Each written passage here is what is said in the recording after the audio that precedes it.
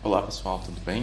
Bem-vindos ao canal Alô Brasil Agro, eu sou o Aloysio, sou zootecnista e hoje vou estar falando mais detalhadamente para vocês sobre a silagem de girassol para bovinos leiteiros.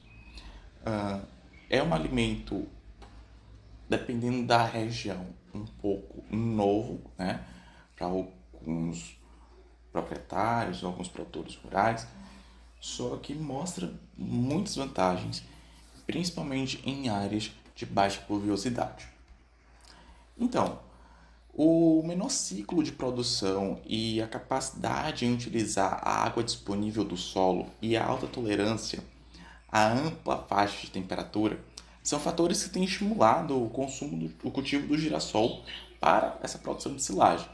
Em regra, se indica a semeadura do girassol para a produção de silagem após a colheita da cultura principal, ali no período da safrinha, onde a gente tem uma deficiência hídrica e que torna inviável culturas tradicionalmente já estabelecidas, como o sorgo e o milho.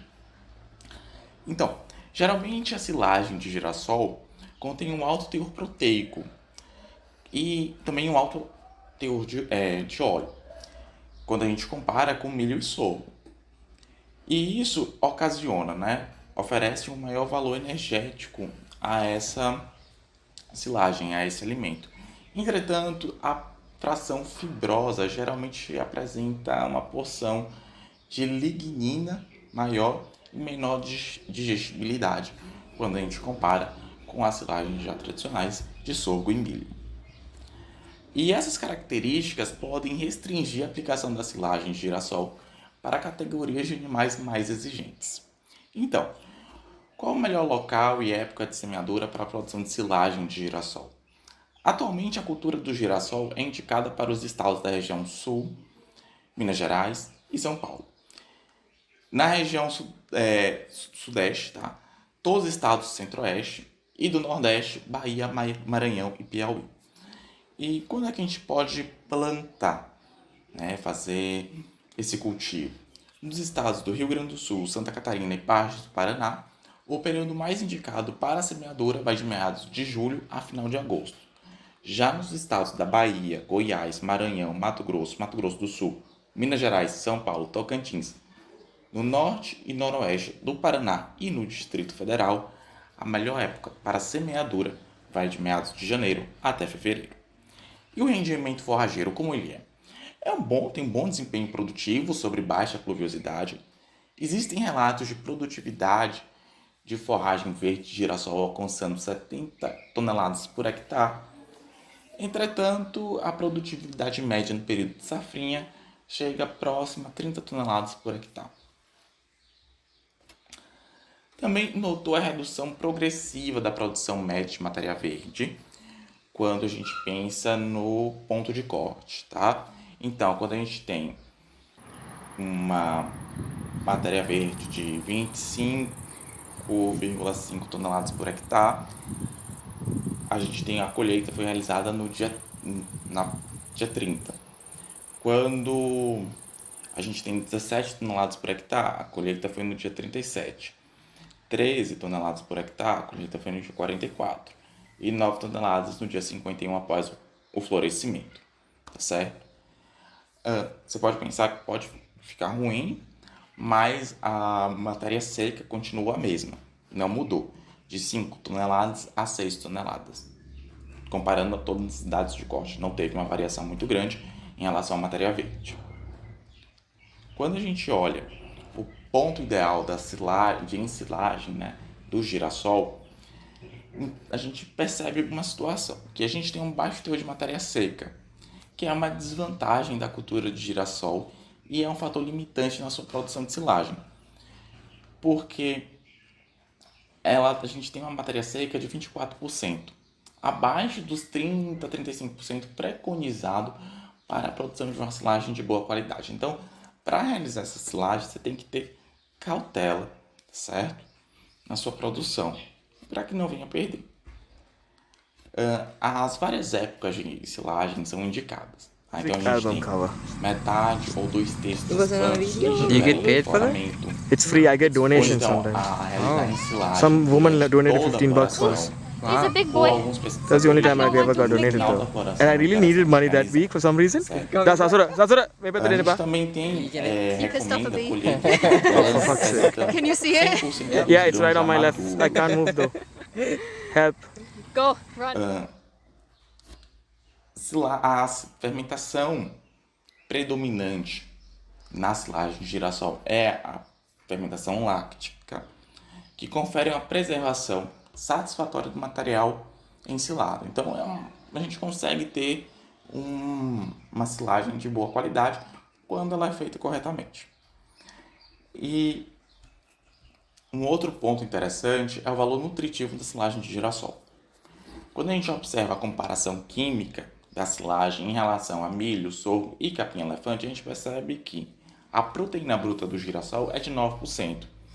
Comparando com o milho é de 7%, o de sorgo é de 7% e de capim-elefante é quase 6%. Já a parte de gordura, extrato etéreo, o girassol, por ser uma planta que produz bastante óleo, a gente tem média de quase 14%. O milho 3%, o sorgo 2% e o capim-elefante 2,8%.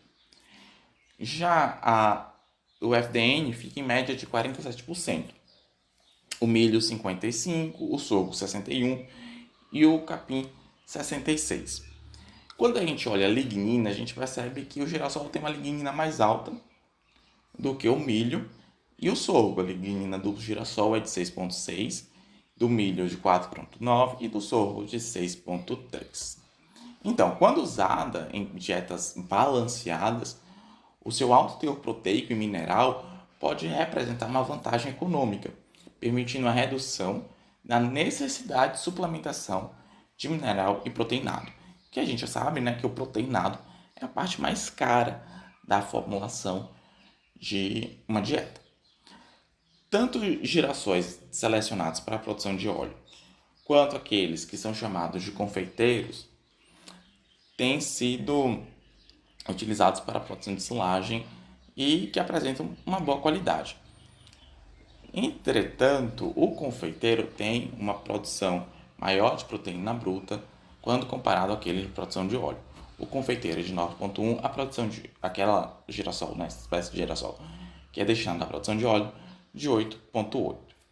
No Brasil, a gente encontra muito mais sementes de girassol para a produção de óleo. Então, a alta proporção de extrato etéreo, na maioria das situações, esse alto teor de óleo na silagem de girassol pode representar um fator limitante para seu uso como volumoso único na dieta de bovinos leiteiros. Tá? Então, você não pode ofertar a silagem de girassol como um único alimento. É sempre bom ter uma outra fibra ali. É como estivesse ali oferecendo palma, né? Você não pode ofertar palma como um único volumoso, até porque palma não tem muito volume, basicamente água e açúcar, que pode ocasionar até mesmo diarreia nos seus animais. Isso não é interessante, porque diarreia pode levar a óbito o seu animal. Então é interessante associar a silagem de girassol com a silagem de um outro volumoso, até mesmo oferecer com que seu animal paste, tá certo? Porque como tem um alto valor de energia, pode estar relacionado à redução de uma baixa fermentação ruminal, baixa digestibilidade da fibra e de taxa de passagem, que não é interessante. Então, quando a gente observa o desempenho de ovinos leiteiros alimentados com silagem de girassol, algumas pesquisas são meio conflitantes. Alguns dizem o seguinte: olha, não teve redução na porcentagem de gordura. Outros dizem, sim, teve redução na porcentagem de gordura. Então, a gente não entende muito. Alguns dizem que sim, outros dizem que não. Mas também depende muito da espécie, tá? Então, algumas espécies não tiveram redução na proteína e nos sólidos totais do leite. Outros tiveram até incremento desses sólidos, fazendo um leite mais pesado. Então é bom a gente simplificar, que é produtor rural, de olho nisso. Então, não foram observadas diferenças na produção de composição do leite, proteína, ureia, gordura, lactose, sólidos totais, extrato seco, entre vacas alimentadas com silagem de girassol e milho. Isso é interessante. Então, teve a consociação. Tá certo? E como consideração final, o girassol é uma opção muito boa para volumoso, tá? Suplementar ali naquele período de produção, ali na safrinha, depois que a cultura principal já foi feita. E também interessante para regiões que apresentam baixos índices pluviométricos, como é o caso do Nordeste do país, já que ela precisa só de 600 milímetros para se desenvolver bem, com qualidade. As silagens são classificadas como de boa qualidade e se destacam pelos teores de proteína e de lipídios. Porém, a fração fibrosa é de baixa digestibilidade. A silagem de girassol pode ser utilizada para alimentação de rebanhos leiteiros, desde que a dieta seja balanceada. Então é isso, gente. Qualquer dúvida, você comenta aqui embaixo. Curte, compartilha, se inscreve no canal e se você quiser que eu faça um vídeo sobre algum outro tipo de silagem, sobre algum outro tipo de alimento para seu rebanho leiteiro, só comentar que eu faço esse vídeo. Então é isso, gente. Até mais.